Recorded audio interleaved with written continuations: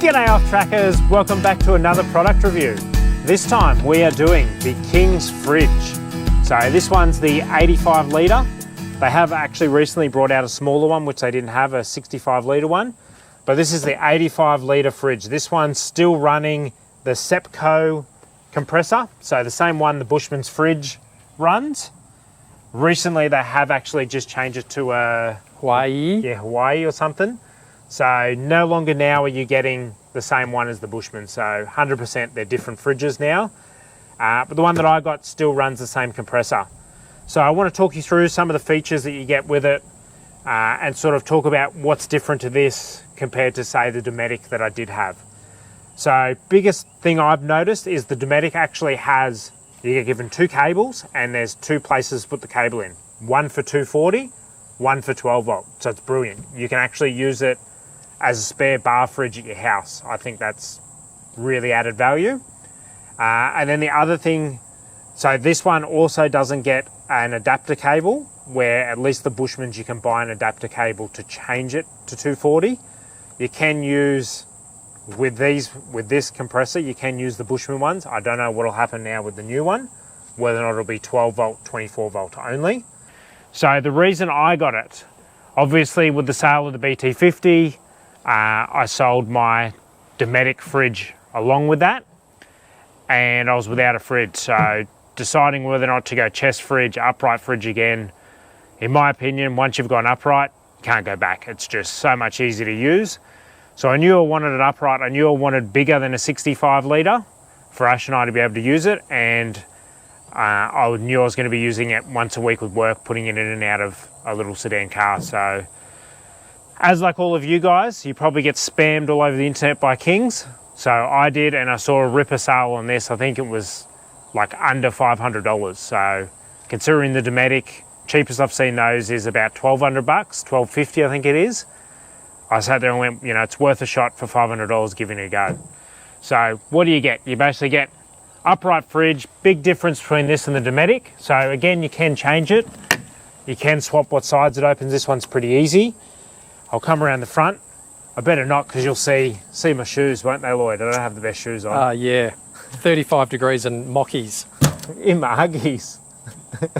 Nothing to see here. I've got the good shirt on, though.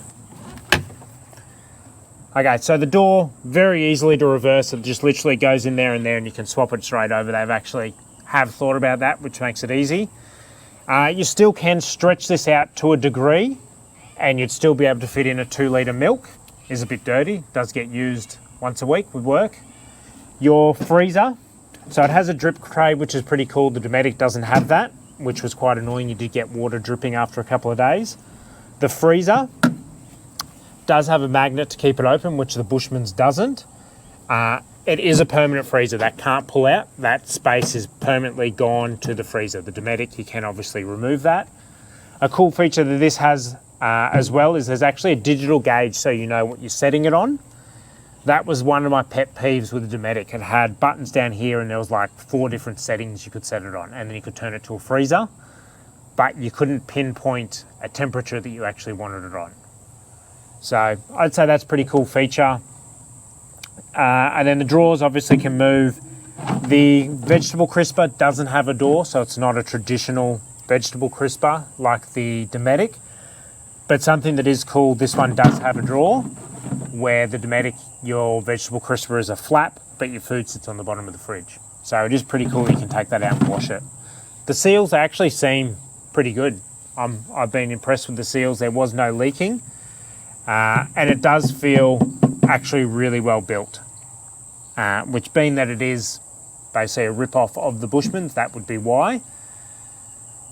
Okay, that's the good things about it.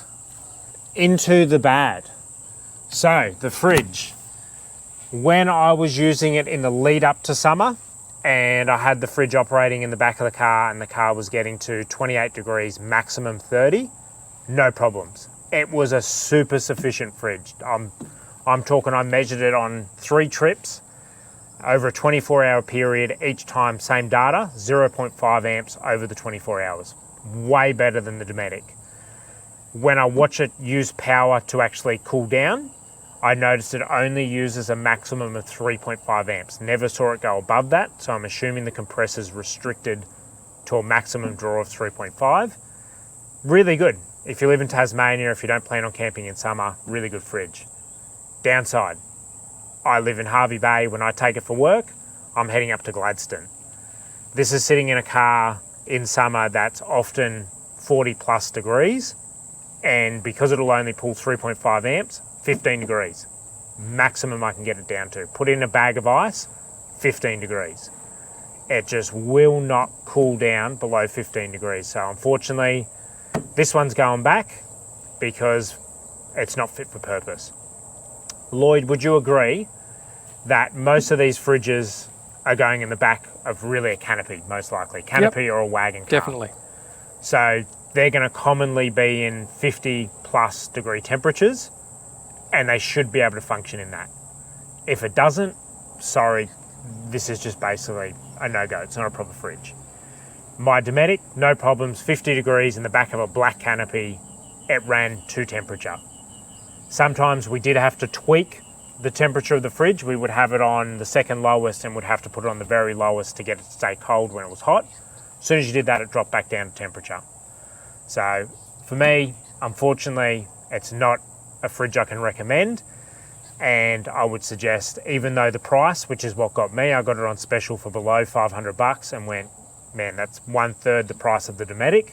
Let's give it a go. And it worked for 3 months in colder temperatures. As soon as it got hotter, no go. Should we have a chat about the warranty process? If you want to. Do you want to disturb some people? Yeah. So it was a bit weird. You're talking to an overseas via email department. You cannot call them. You can call customer service. Customer service can't put you in charge of the warranty team. So you will not be able to talk to these people, which is quite irritating. But they asked some really random questions. So first one I got, they wanted me to plug the fridge into 240 power and test if it works. Which I said to them, your fridge comes with no adapter to plug it into 240. How the hell do you plan on me doing that?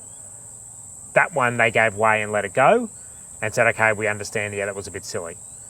Then they said, okay, we want you to take a photo of the temperature gauge there set on 2 degrees and then show us a thermometer showing that it's not at 2 degrees. I then responded saying, well, the fridge doesn't come with a thermometer. How the hell am I meant to test this? And I also said to them, that proves nothing because all I have to do is simply turn the fridge on, put the thermometer in, and it'll be 2 different temperatures. They stopped responding. 5 days went past, would not respond to me, rang customer service. They said they're busy, they're going to get back to me. Gave way, and I put the thermometer in, took the stupid photo they wanted, and then got instantly warranty approved. So as Lloyd said, if you're in a caravan, do you have a thermometer sitting around? No. So, you know, it's not a realistic thing. It was a bit of a pain in the ass. For a normal person that's not Dylan, they would have just taken the photo and it probably would have been a nice, smooth process. For me, I don't like being told to do stupid things and I like arguing with people. So it's quite stressful. As you can see, guys, not up at Hervey Bay anymore. We're down here in trendy Gold Coast. How do I look, Ash? Your hat's crooked. Oh, is that it? So what if I wear the hat straight, I look good? No. Try again. Maybe lose the hat. Nah, just joking, guys. This is actually Ash's hat. There's no way to be caught dead in something like that. But yeah, wanted to give you an update. So I did actually bring the fridge down with me to return it. And I have to say, 4Drive Supercenter Kings, their actual in-store returns, on point. They've got special section on the desk, labelled returns. You walk up, you give them your receipt, you say, here you go, not happy with it, it's broken, and they give you your money back on the spot. So if you live near a 4Drive Supercenter store, I'd be testing all their stuff out. Buy it. If it works, brilliant. You got something for really cheap. If it's one of their rubbish products that breaks, well, sweet, take it back, get your money back. No real loss, and go and get something that's of better quality. So Adventure Kings, big thumbs up for your in-store returns. So overview, no go for Kings. Overview, no go for the Kings. Moving back to the Dometic, but into the 85 litre. I had no problems with it. It worked an absolute treat. There was a little bit of water that dripped, but I found it really handy that you could remove the freezer, and it really was an amazing fridge that never ever let me down. Proven products. Yep. So spend the money, you basically get what you pay for. Nice. So as always, guys, like, subscribe, comment. If you're happy seeing this stuff, please, it all helps me out. I don't get given this stuff for free, so everything that I buy and review on the channel, I've had to physically buy myself. So please support the channel. Just hit the subscribe button so that way you can see whenever I test a shitty fridge out. Over and out. See ya.